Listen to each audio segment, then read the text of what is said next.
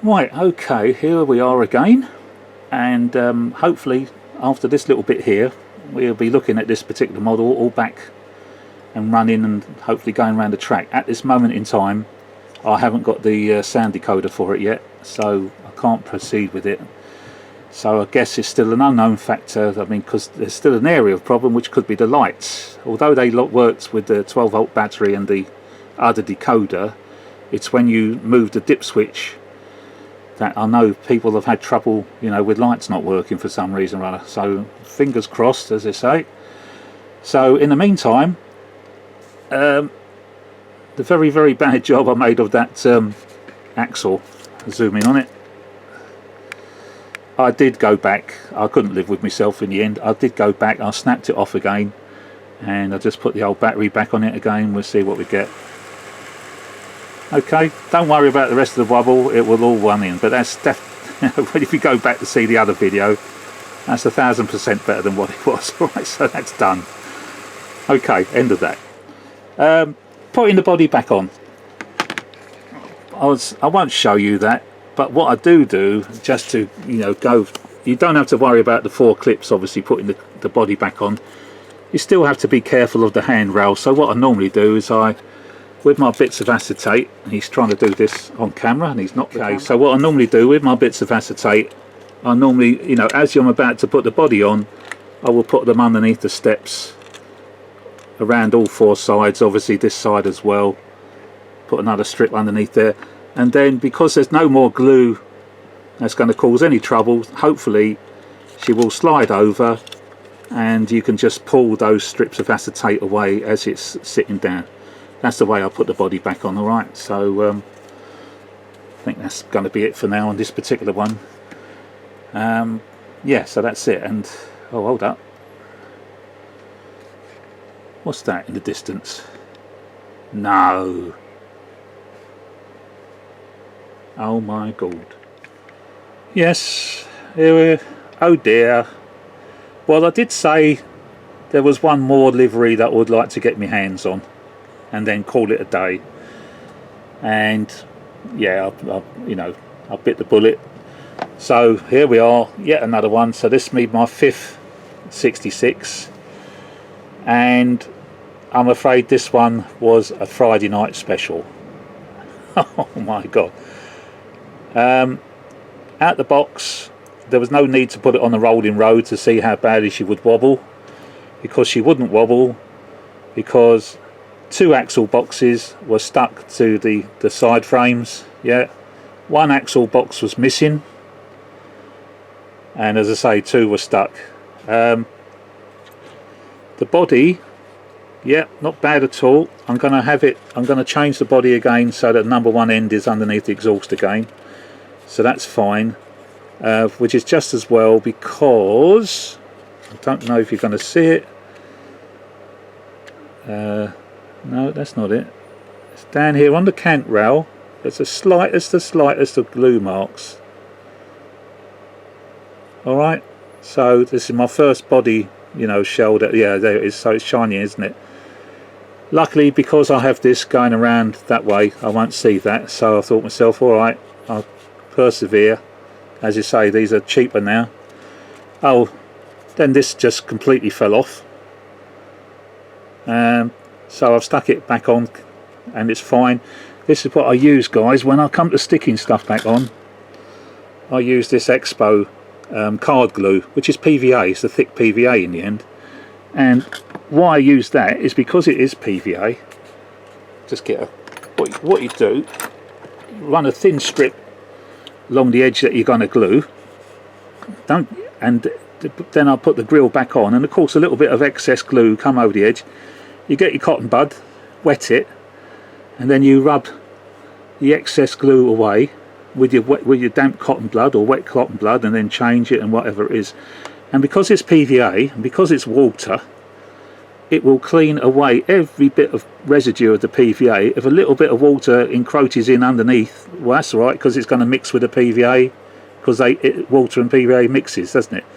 So at the end of the day, there's not a single mark of glue showing. The PVA itself dries transparent, so if there was any showing on the inside of the grill, you can't see it. So she's been put on, so that was another job to do. It should have white steps, handrails. They were so bad I've ended up scraping off all the excess paint, because I'm going to paint them white again. I think there's a couple that are still white. Yeah, that one there is still white, but there was so much that of the paint had flecked off.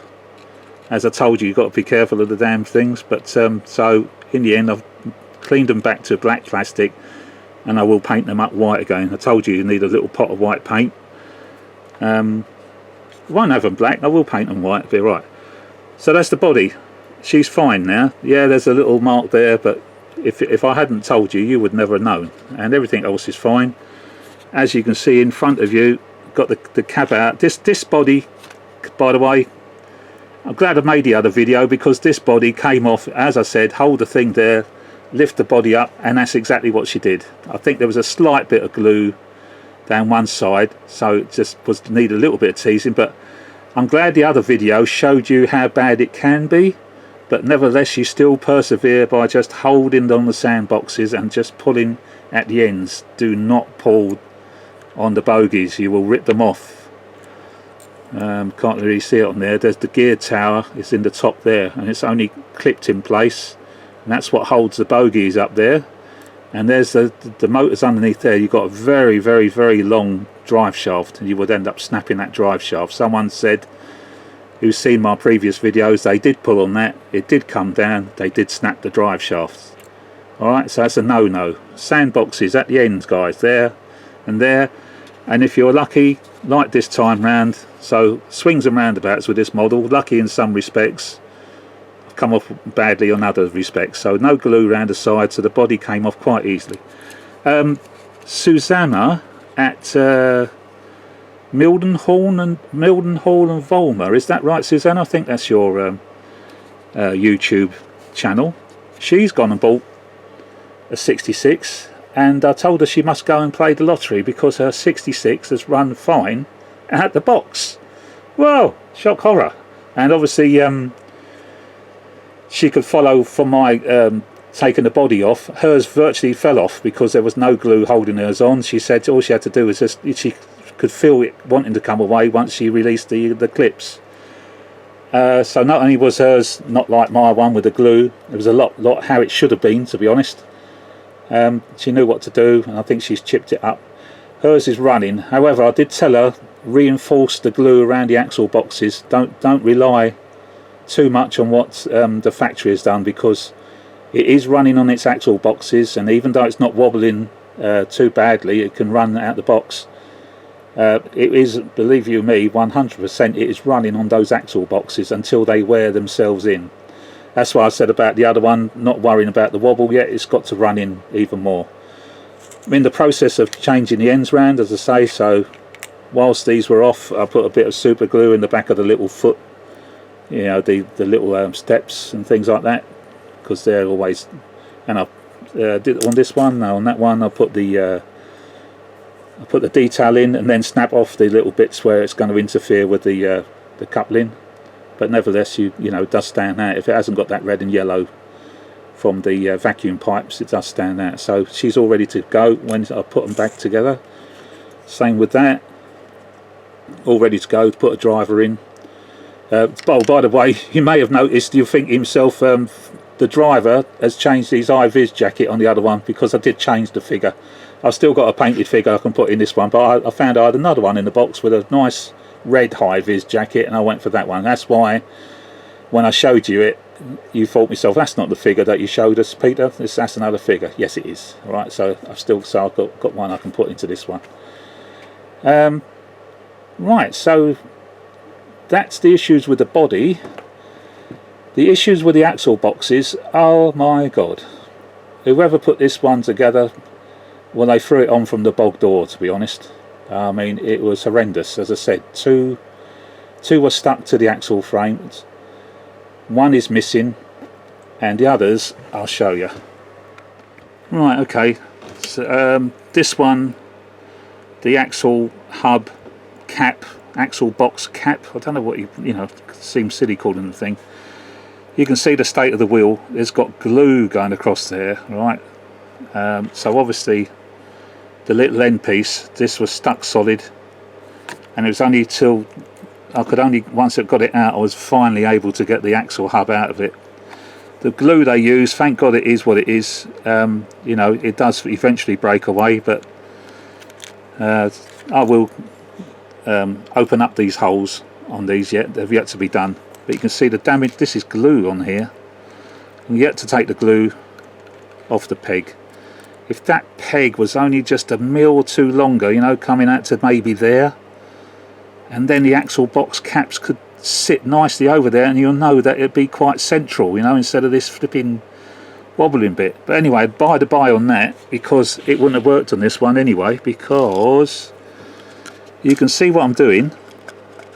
I'm having to clean the axle boxes down, right? Get them back down to the plastic, because they are in such bad state. I mean, there's one here. Let's get it again. Put it in my hand, maybe. Alright, look at the state of that. It's glue everywhere. This might have been one that was actually stuck.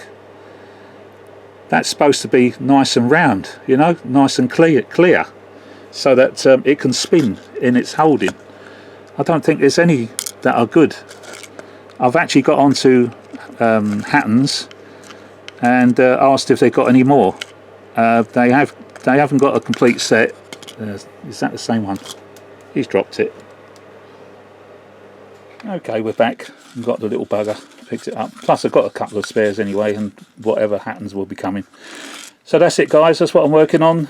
As you can see, where I've cleaned them off, I've got the, unless I get a new set from Hattons, but in the meantime, just to pass the time whilst waiting for the decoders, that's what I'm doing. I'm cleaning these up, and then I will get the side frames opened up. I've already cut that little bit of extra spring off so they fit up there. I've yet to get the glue off all these things, and then they will, you know, when it's all done, you'll get a coat of paint. So there we are. Okay, leave it at that for now. So I've been a naughty boy, and I did get me to Shanker. Oh dear, so weak. I'll be back. Bye. Right, okay, we're back again. It's been a week or so since I last left it with the two chassis, you know, prepared, ready, and waiting for decoders. A decoder did come, and I've put it into the DB Schenker body first, because I'm still waiting for the other decoder. But the DB Schenker was the Friday night special, as I said, but now I think you'll find it's possibly the best one of the lot, where I did have to work on the axle boxes and cleaned them up, and yes, Hattons, good old Hattons, they came through with a few spares. So I had one missing, so that was great. But in the meantime, I had cleaned up everything I had, including the one that really was caked up with glue, and did my usual, opened up the holes in the side frame, and again paid a great deal of attention, carefully gluing them back on to get them to rotate, so they rotated as central as possible. And this one, well, it's turned out to be a beauty. I'll show you. So cab light showing off the driver figure with a bit of luck, and let's put the old lights on. He says, can I do that? Have I got the right one? I'm going through the old Elite controller here. There we go. So obviously that's all up and running. That all works, whatever. And what I'm going to do, well, no, I'm going to put sound on. So this one being the early model 66, not the low emission version, you've got the compressor pump before the actual startup. This is a CV setting that you can turn on and off, because the one decoder does for the two varieties of 66. The low emission 66 would go straight into this startup sequence.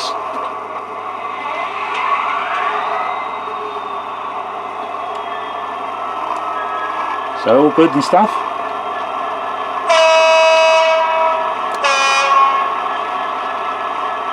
And I suppose if I get it going, you're going to say, is it going to wobble, Peter? Let's have a look.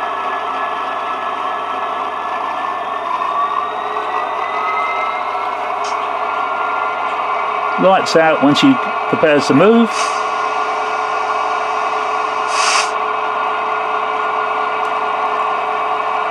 Can you see a wobble? No, absolutely rock steady. I'll try and see if I can zoom in on the wheels. I'm going to move the camera for you.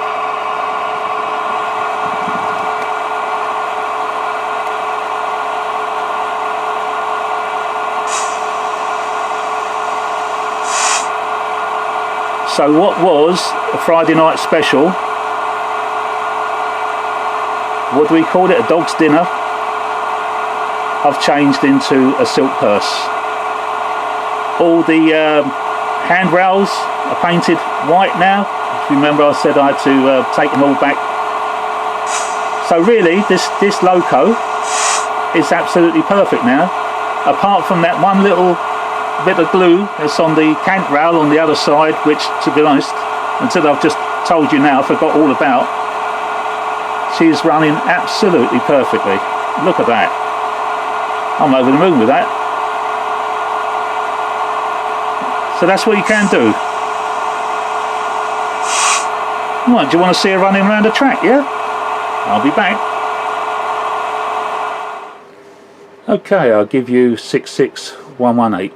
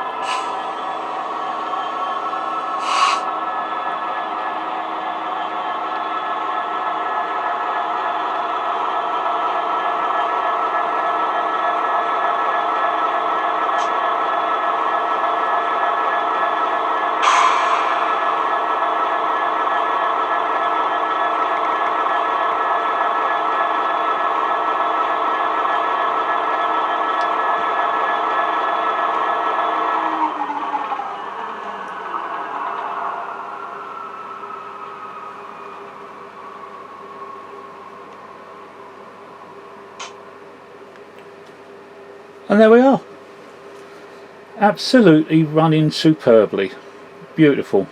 So another loco joins the fleet, and when the other decoder comes through for the direct for the blue one, direct rail services one, that's running just as well. And that's all running now using a normal, I think it's a 4-function or 6-function chip, but no sound, so the body's not on that, so I won't show you that. But just waiting for the decoder. There's a couple of bits and pieces. I mean, this is, I'm talking to you Christmas Eve, so I wasn't expecting the post to come today, but it did, and with it came the one of the decoders. So over the moon, got this up and running. So with that, guys, there we are. I don't think maybe you'll see the other one running in another video that I'll do. I won't put any more onto this video. You've seen what I've had to do.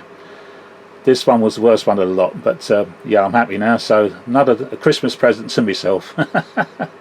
I don't think I'll be getting any more. I think I've got all the liveries that I want, unless they Hattons come out with another livery later on, who knows. But no, I'll leave it at that. And with that, as I say, it's Christmas Eve, so I wish all my subscribers, thank you for sticking with me this last year. Hopefully I've shown you some bits and pieces that has been of interest. I know the strip down on the Hattons, how to get the body shell off, has saved quite a few people the expense of having broken bogies or drive shafts. There's a couple of people who kindly replied to me saying, if it wasn't for your video I wouldn't have known, because they don't explain it properly what to do. So yeah, thank you very much. I'm glad you found it of use. So yeah, thank you subscribers for sticking with me. All my mates on YouTube, Roger, Alan, Robert, bad news, it's poor Graham at Lakeside. I do wish you well, mate, if you watch this, so I hope it goes well. We're going to miss you, but quite understand. But yeah, all my good old friends, Dave, thank you very much, Dave, up there with your heater in the shed. I know, because I got my heater running.